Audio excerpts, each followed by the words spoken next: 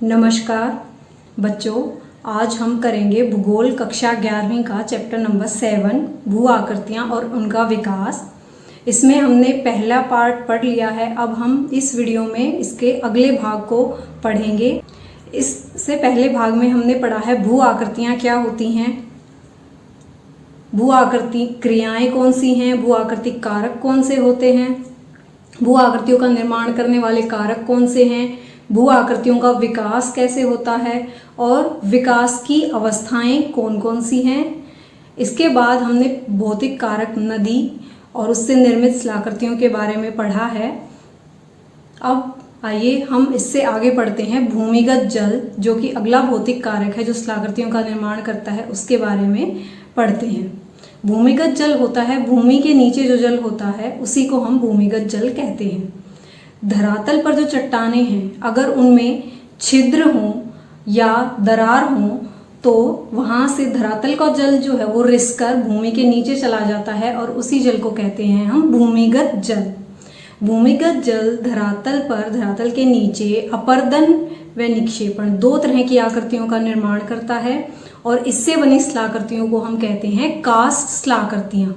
Paper में आपसे पूछा जा सकता है कि कास्ट शिलाकृतियाँ क्या होती हैं, कौन कौन सी होती हैं, तो आपको बिल्कुल भी कंफ्यूज नहीं होना है।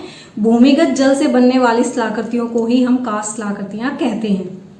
भूमिगत जल जो है वो चूना युक्त चट्टानों पर रासायनिक क्रियाएं करता है और रासायनिक क्रियाओं द्वारा वहाँ अपर्दन की क्रिया होती है और उसी के बाद उसका निक्षेपण होता है और शिलाकृतियों का निर्माण करता है भूमिगत जल। भूमिगत जल किसी भी क्षेत्र में जो प्रभाव दिखाएगा उसके लिए वहाँ पर कुछ इसकी आवश्यक कंडीशंस हैं, कुछ शर्तें हैं वहाँ पर होनी चाहिए, तभी भूमिगत जल का प्रभाव वहाँ पर हो सकता है। वो शर्तें क्या क्या हैं कि जो जिस क्षेत्र में इन चट्टानों का निर्माण होगा वहाँ पर चूना पत्थर या डोलोमाइट की चट्टानें होनी चाहिए, पर्याप्त वर्षा होनी चाहिए और घुलनशील चट्टानों में संधियों का विकास होना चाहिए, यानी कि वहाँ पे चट्टानें हैं उनमें जोड़ होने चाहिए, दरारें होनी चाहिए, तभी वहाँ जो जल है वो रिसकर नीचे जाएगा और आकृतियों का निर्माण करेगा। बच्चों इस चित्र में देखें, इस चित्र में आप देखो कि यहाँ पर एक क्षेत्र है जहाँ ये चूना पत्थर की चट्टानें हैं और यहाँ पर कोई गर्त बनता है या यहाँ से जो पानी है वो रिसकर नीचे जाता है और नीचे जाकर वो सारी शिलाकृतियों का निर्माण करता है। और अगर पानी को रास्ता मिलता है तो वो यहाँ से होकर बाहर धरातल के ऊपर भी आ सकता है। ये देखिए, अगर उसको रास्ता मिलता है तो वो यहाँ से धरातल के नीचे से ही बाहर भी आकर वापस धरातलीय जल के रूप में बह सकता है। चलिए अब हम पढ़ते हैं भूमिगत जल से बनने वाली शिलाकृतियाँ कौन कौन सी होती हैं। ये मैं आपको पहले ही बता चुकी हूँ कि जो भी भौतिक कारक हैं उनसे अपर्दन और निक्षेपण द्वारा शिलाकृतियों का निर्माण होता है। भूमिगत जल जो है वो अपर्दन से शिलाकृतियों का निर्माण करता है, विलयरंध्र, और अगर ये बड़े हो जाएं तो घोलरंध्र, और फिर इससे भी बड़े हो जाएं डोलाइन, उससे भी अगर ये ज़्यादा विस्तृत हो जाते हैं तो एक घाटी या युवाला के रूप में निर्मित हो जाते हैं, फिर लैपीस और कंदरा या सुरंग बन जाती हैं। इसके बाद भूमिगत जल निक्षेपण जिन शिलाकृतियों का निर्माण करता है वो हैं स्टैलेक्टाइट, स्टैलेग्माइट, और अगर ये आपस में मिल जाएं तो कंदरा स्तंभ। चलिए अब हम इन्हीं शिलाकृतियों को अच्छे से विस्तार से आगे समझ लेते हैं। सबसे पहले हम जान लेते हैं विलयरंध्र, घोलरंध्र, डोलाइन, ध्वस्त रंध्र और युवाला या घाटी रंध्र को। देखिए यहाँ पे आपको इन सब के चित्र नजर आ रहे होंगे। जब भूमिगत जल चूना युक्त चट्टानों के संपर्क में आता है तो वहाँ पर वो गर्त का निर्माण कर देता है, घोल लेता है उस चट्टान को, तो जो गर्त बनते हैं वो बन जाते हैं विलय रंध्र। वो छोटे छोटे गर्त होते हैं और अगर यही गर्त आगे चलकर बड़े हो जाते हैं और एक कीप की आकृति बनती है और यहीं से नीचे दरारों से पानी रिसकर नीचे जाता है, तो ये जो वर्ताकार कीप की आकृति की जो शिलाकृति बनती है इसी को बोलते हैं हम घोल रंध्र। जो विलय रंध्र होते हैं वो अलग से भी हो सकते हैं और इन गोल रंध्रों के नीचे भी छोटे छोटे हिस्से में ये हो सकते हैं।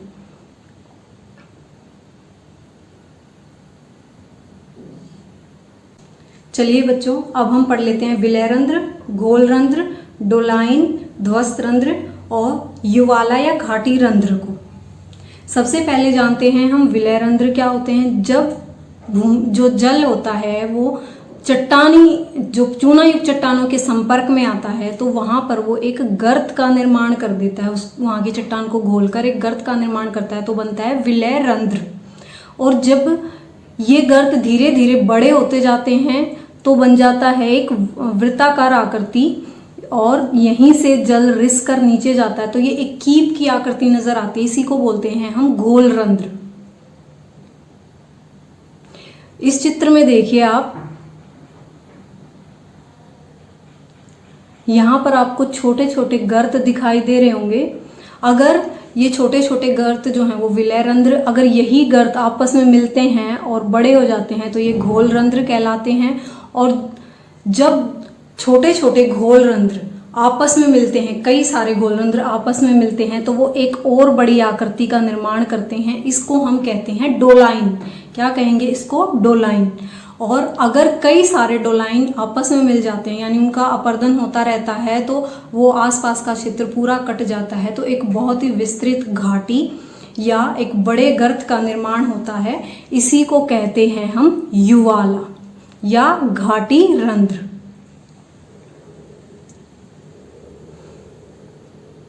ये देखिए, इस चित्र में आपको नजर आएगा कि चट्टानों पर इतना ज़्यादा अपर्दन हो गया है कि इतना बड़ा गर्त हो गया है, वो एक घाटी के रूप में नजर आ रहा है और यही क्या कहलाता है? घाटी रंध्र या युवाला। अब बात आती है निपात रंध्र क्या होते हैं।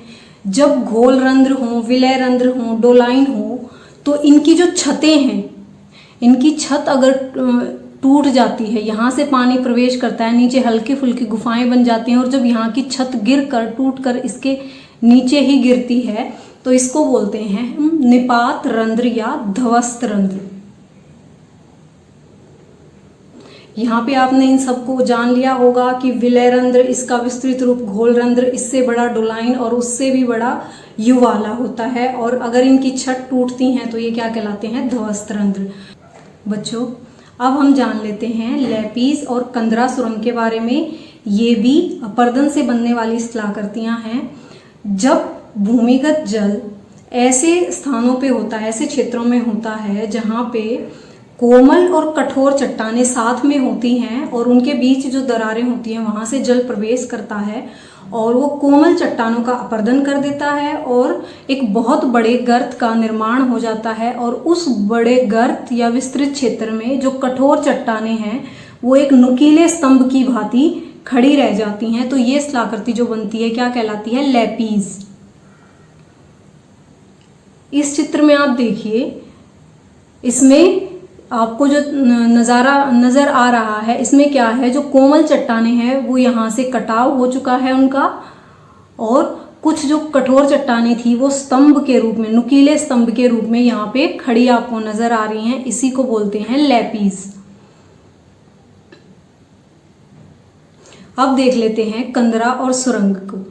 कंदराएं क्या होती हैं? ऐसे क्षेत्रों में बनती हैं जहां पर जो कठोर चट्टानें हैं वो ऊपरी सिरे पर और कोमल चट्टानें होंगी वो नीचे होंगी। जब धरातलीय जल प्रवेश करता है दरारों के सहारे तो वो कोमल चट्टानों का अपर्दन कर देगा, उनका कटाव करेगा, उनको घोलेगा और आगे बढ़ता चला जाएगा। तो इनकी जो छत होती है वो कठोर चट्टानों की होती है, वो ऐसे ही खड़ी रह जाती है, उन पे कटाव कम होता है, घर्षण से धीरे धीरे कटाव होगा, लेकिन वो क्या होंगी? वो छतें खड़ी रह जाएंगी, तो एक गुफा का निर्माण हो जाएगा, इसी को बोलते हैं कंदरा।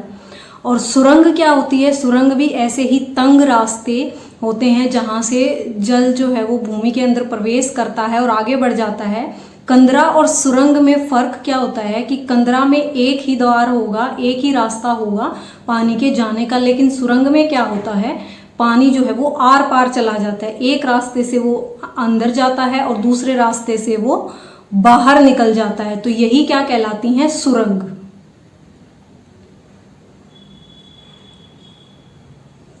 अब हम जान लेते हैं भूमिगत जल से बनने वाली निक्षेपणात्मक शिलाकृतियों को।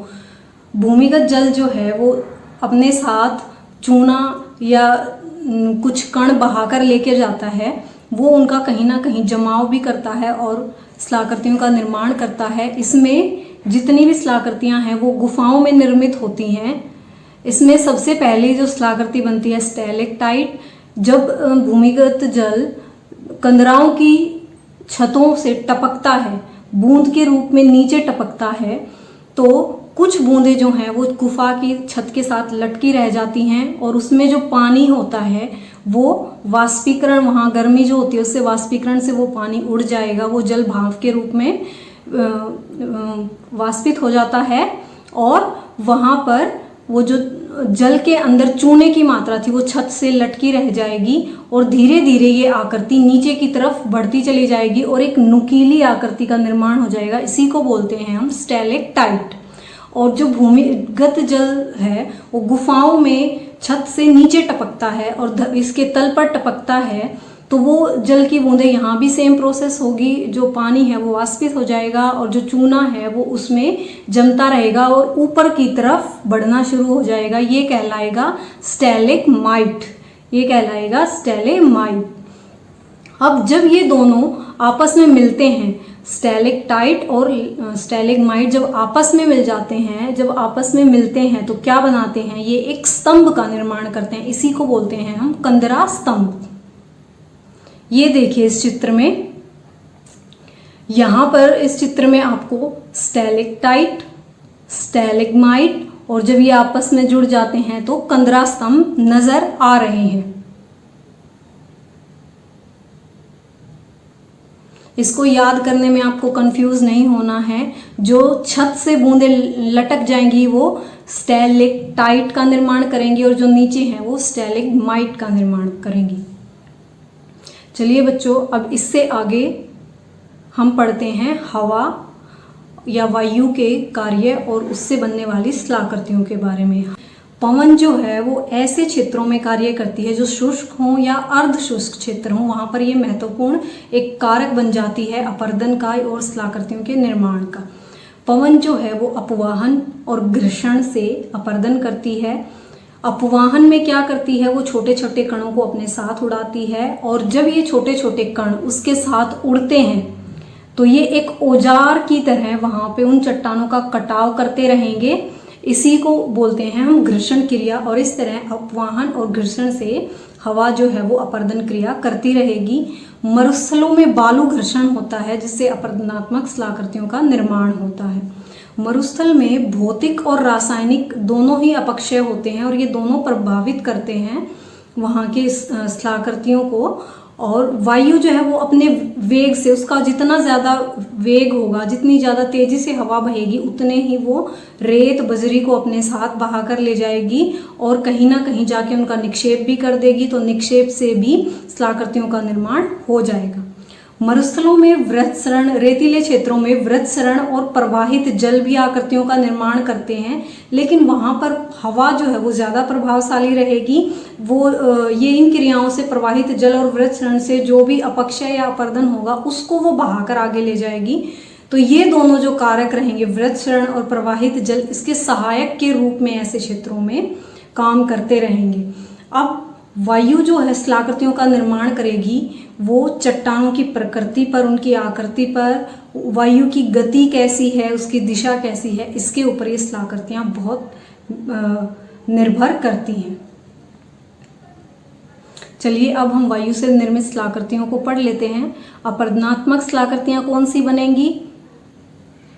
पेडिमेंट या पदस्थली, प्लाया, इंसेलबर्ग, अपवाहन गर्त या वातगर्त, यार्डांग स्तंभ, छत्रक शिला, टेबल या पीठिका सैल, जालीनुमा चट्टान या खिड़की।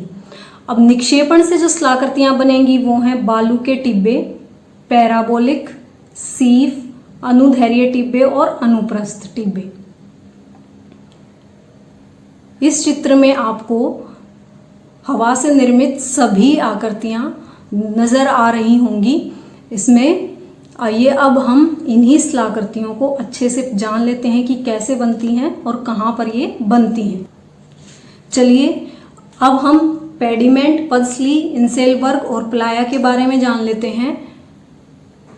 पेडिमेंट क्या होते हैं? पेडिमेंट ऐसे क्षेत्रों में बनते हैं, रेतीले क्षेत्रों में, जहाँ पर कोई पहाड़ या कोई चट्टान है, उसके ऊपर जल से अपरदन हो रहा है या मौसम के कारण अपक्षय हो रहा है, तो वहाँ पर उसकी तलहटी में कुछ अवसाद जमा हो जाते हैं और ये अवसाद जो है वो उनको हवा दूर दूर तक फैलाती रहती है और इन कणों से ही धीरे धीरे उस पहाड़ का भी कटाव करती रहेगी।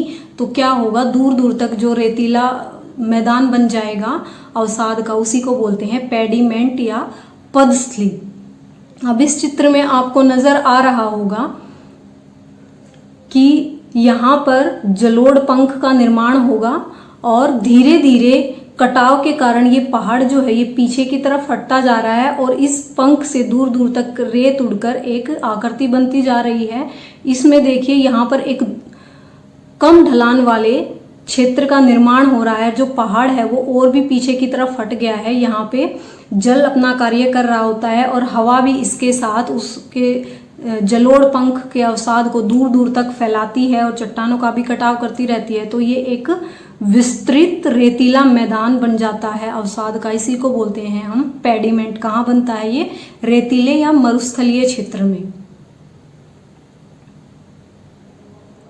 अब देखिए दूसरा है इंसेलबर्ग। इंसेलबर्ग क्या होता है? जब पेडिमेंट बनने की प्रोसेस में ही पहाड़ का कटाव हो रहा होता है तो एक छोटा सा क्षेत्र, एक छोटा सा चट्टान जो है वो वहीं पर बिना कटाव के ऐसे ही खड़ी रह जाएगी। तो उस पूरे क्षेत्र में वो चट्टान क्या नजर आएगी? एक आकृति जिसका नाम है इंसेलबर्ग। इसी को हम इंसेलबर्ग कहेंगे। पूरे के पूरे मैदान में यही आकृति एक चट्टान के रूप में आपको खड़ी हुई नजर आ रही है। इसी को बोलते हैं हम इंसेलबर्ग। और ये क्या है? पहाड़ी का ही एक बचा हुआ हिस्सा है। पहले यहाँ एक बहुत बड़ी पहाड़ी रही होगी जिसके ऊपर कटाव हुआ और धीरे धीरे वो अवसाद दूर तक फैल गया और पेडिमेंट का निर्माण हो गया और ये बचा हुआ हिस्सा जो है वो इंसेलबर्ग के रूप में यहीं पर रह गया। अब बात आती है प्लाया झील की।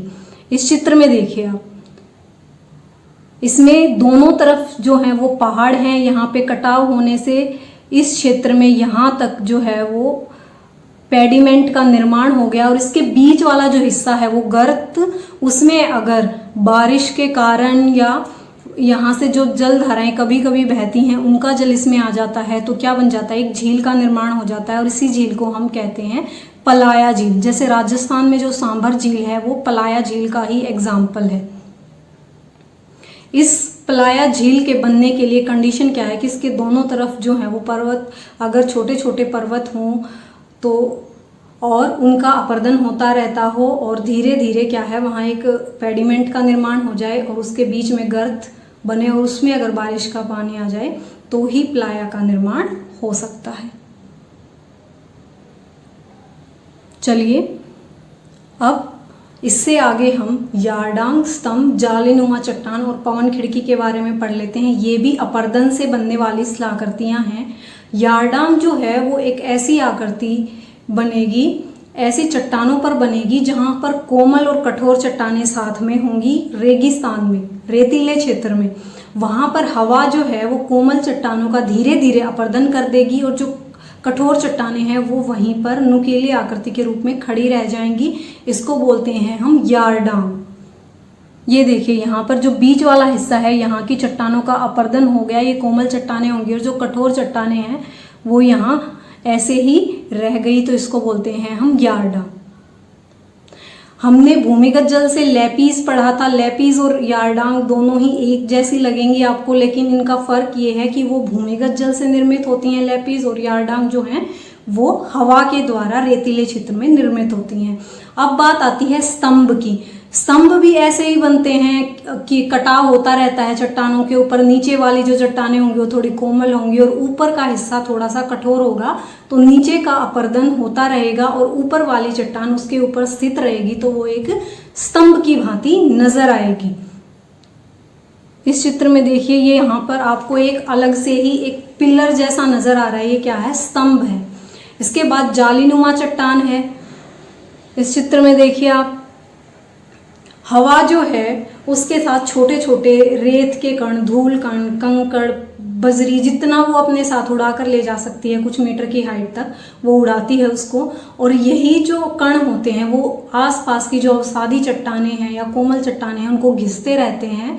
और अगर उनमें कोई अंश कठोर है तो वो लेट उसका घिसाव होता है, तो क्या होता है उसके अंदर छोटे छोटे गर्त या खड्डे बन जाते हैं। उसके अंदर छोटे छोटे गर्त या खड्डे आपको ये नज़र आ रहे होंगे, यही क्या बनते हैं, एक जाली जैसी आकृति का निर्माण हो जाता है। इसी को हम बोलते हैं जाली नुमा चट्टान। इस पूरी चट्टान के ऊपर क्या हुआ, छोटे छोटे गर्त बने हुए हैं जो एक जाली की तरह नज़र आ रहे हैं, इसी को बोलते हैं जाली नुमा चट्टान।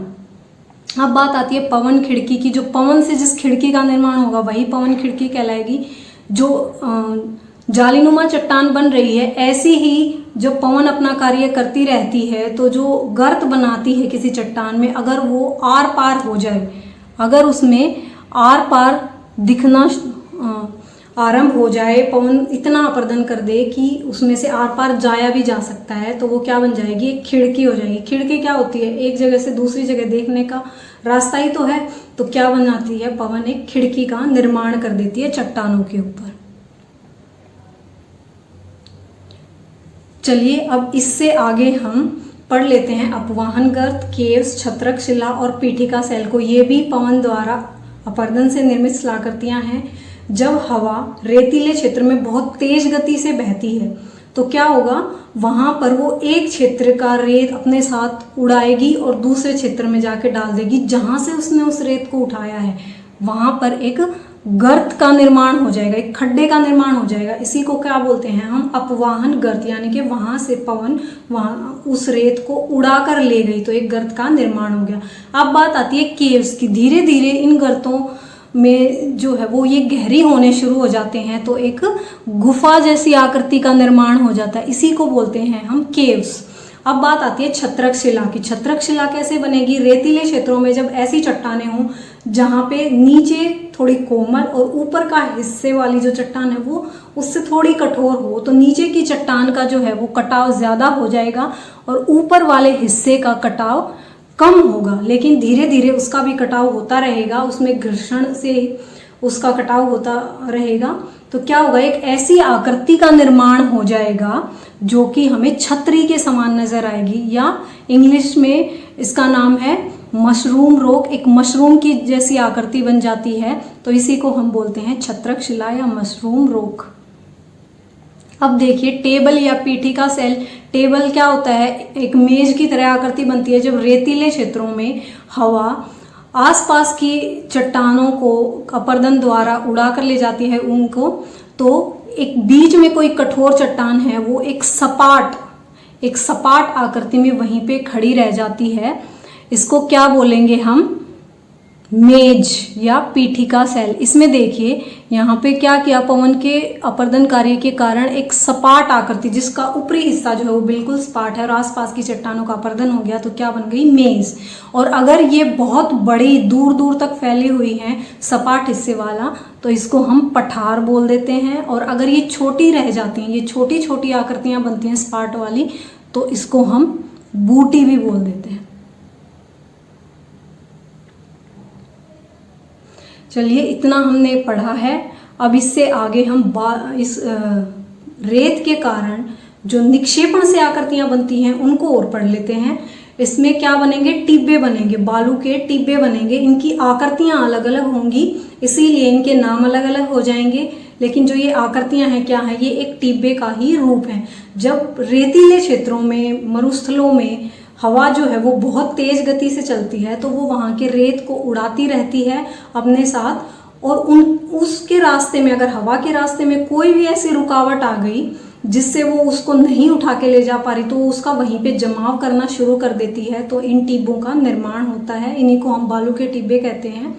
अगर हवा इन जमाव को अपनी दिशा के समांतर जमा करती है, यहाँ पे देखिए यहाँ से हवा बह रही है, तो अपनी दिशा के साथ साथ इसने इस जमाव को कर दिया है, जमा कर दिया उस रेत को, तो ये कहलाएंगे टिब्बे। अगर हवा रेत को अपने दिशा के लंबकोण पर यानी समकोण पर जमा करती है तो उसको बोलते हैं हम अनुप्रस्थ टिब्बे। इसमें देखिए इस चित्र में यहाँ पे हवा जो बह रही है उसकी दिशा है ये, और इसने अपनी दिशा के लंब पर यानी समकोण पर इनका निर्माण किया है, इनको जमा किया है, तो ये क्या कहलाएंगे? अनुप्रस्थ टिब्बे। अब बात आती है पैराबोलिक सीफ और बारखान की। सबसे पहले सीफ देख लेते हैं। जब हवा चलती है और वो एक ऐसी आकृति का निर्माण करती है बालू से जिसमें बीच में रेत का ढेर है और उसका एक किनारा थोड़ा मुड़ा हुआ आगे की तरफ निकला हुआ है, इसी को बोलते हैं हम सीफ। क्या बोलेंगे इसको? सीफ। इस आकृति में रेत अगर जमा हो जाता है तो सीफ कहलाता है। और अगर ऐसी आकृति में दोनों किनारे आगे की तरफ बढ़ जाएं, यानी कि अगर सीफ में एक किनारा है तो इसका दूसरा किनारा भी आगे की तरफ रेत ऐसे जमा हो जाए, तो ये क्या कहलाएगा? बरखान। ये क्या कहलाएगा? बरखान। देखिए इस चित्र में आपको बरखान दिखाई दे रहा है। इसमें क्या है कि रेत इस तरीके से जमा हुआ है कि इसके दोनों किनारे आगे की तरफ बढ़े हुए नजर आ रहे हैं, यानी अर्धचंद्राकार। अर्धचंद्राकार एक आधे चांद जैसी एक आकृति बन गई है, इसी को बोलते हैं हम बरखान। इसका जो पीछे वाला ढाल है, हवा जो है वो इस तरफ से बह रही है, हवा इस तरफ से बह रही है, तो यहाँ पे कम ढलान होगा और यहाँ का ढलान जो है वो इससे ज़्यादा है, यानी सपाट ढलान है। इसी आकृति को हम बोलेंगे बरखान। और जो पैराबोलिक है वो इसके बिल्कुल विपरीत आकृति होती है। इसके बिल्कुल विपरीत आकृति को हम पैराबोलिक कहेंगे। इसमें क्या होगा कि हवा जो है वो इस क्षेत्र से बहेगी, इस दिशा में बहेगी, हवा इधर से बहेगी और जो इसके किनारे निकले हैं वो इस तरफ निकल गए और जो बीच वाला हिस्सा है वो इधर है, यहाँ कम ढलान है और यहाँ ज़्यादा ढलान रह गया, तो ये क्या कहलाएगा? पैराबोलिक।